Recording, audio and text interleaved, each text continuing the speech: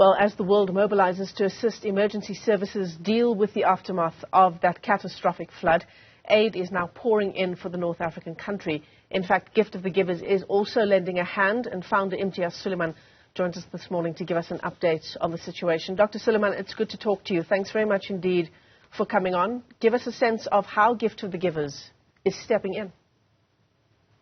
Good morning, Michelle. The actual assistance they required from us initially, from the Libyan presidency, the ministers, the disaster center, the ambassador in South Africa, the Libyan doctors in South Africa, students on the ground in different areas in Derna and Tripoli, the urgent request was for specialized rescue personnel, both search and rescue, because though this is a flood, it's very similar in effect like a tsunami, because it brought the buildings down like an earthquake, and that water trapped all over and flooding everywhere. So they needed search and rescue teams and specialized equipment. They needed aquatic teams, they needed medical teams, they needed boats. We've got a life locator to see where people are alive. We even got dog handlers and canines. SAPS is our partner. So they required all that kind of personnel as a priority. We had teams ready, 70 people ready to go. And there's no way we can get into Libya. There's very few airlines that fly into the country, and where we need to go is quite far from where the planes fly. Tobruk was the closest border, about a town, 180 kilometers from Derna, and the best option, the safest option, because of the different armed groups in the country, two governments, hostage-taking, the safest bet was to charter a plane. We tried about 9 different companies. Nobody was prepared to fly to Libya. And eventually, one company came at a cost of 16 million rand. So that just didn't work. The alternative was to provide them supplies which they need, and that's what we're busy with right now. We're busy procuring medicines inside Dubai with the companies that we worked for in the past, and we're busy providing supplies in South Africa.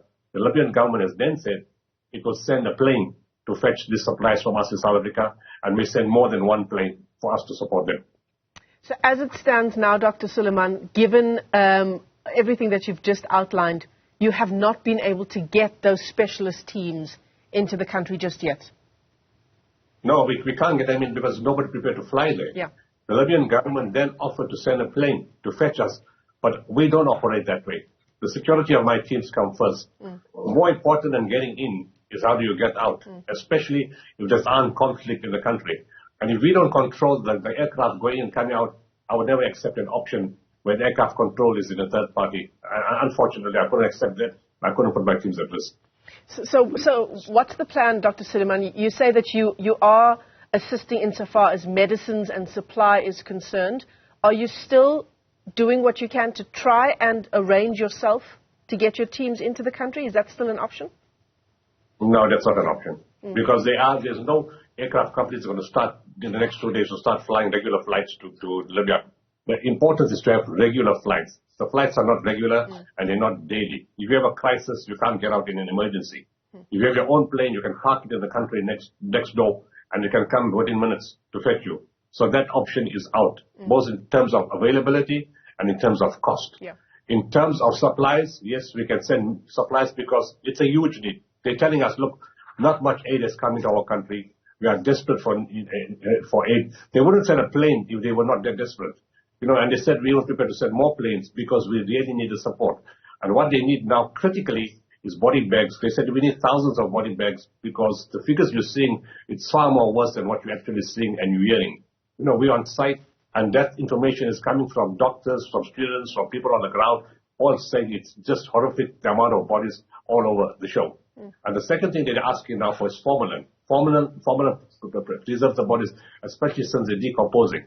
So pre-burial, they need formalin. They need large quantities of formalin. Then, of course, they need antibiotics and analgesics for pain, a whole range of medication, items for theater medication, anesthetics, all those kind of items which we are procuring. And then they said, because they can't drink the water, they want like rehydration solutions, which you don't mix with water, but they must be ready to drink immediately because the water is unsafe. And then by the same token, they want food that's ready to eat. All those items we have, which we can send to them. Sure. A devastating situation. And as you say, Dr. Sooliman, you've got your teams, not your teams, but you've got contacts in Libya describing that situation to you there. What I can say, Dr. Sooliman, is that it's really a major loss for that country that Gift of the Givers is not able to be there, given the incredible work done by the organization. And my teams feel very sad, Michelle. You know what? Because we specialize in this. Life saving is our specialty. Bringing closure to people is what we do best.